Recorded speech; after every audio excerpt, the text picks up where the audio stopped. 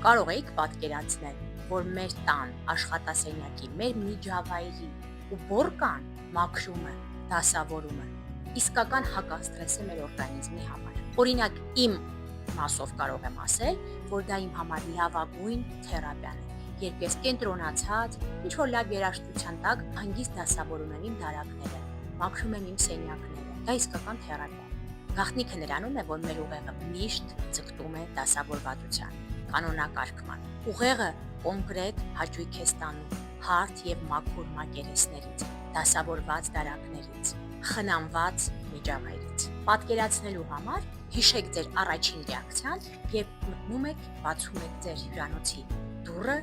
եւ մտնում եք դասավորված, կանոնակարգված, անփոշի, մաքուր սենյակ։ Համաձայնվեք, որ միանգամից sense վաու էֆեկտ գիտնականների կողմից ապացուցված փաստ է,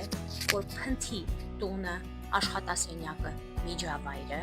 թափթփված դարակները կայուն սթրեսի աղբյուր են եւ անգամ վաղ առավոտից կարող են բարձրացնել սթրեսի տարբեր մարկերների մակարդակը։ Time ամսագիրը Մարի Կոնդոին համարել է աշխարհի ամենաազդեցիկ կանանցից մեկը, որովհետև Մարի Կոնդոն «Մագիչեսկը ու բորգը» գրքի հեղինակն է, որը դարել է ամեն տեսակի ամսագրերի եւ շատ տարբեր երկրներում բեսթսելեր։ Դասավորված եւ մաքուր տունը, աշխատասենյակը ձեր կանոնավոր, հանգիստ, հստակ մտքերի գրավականն է։ Ձեզ համար այս բանաձևը աշխատում է,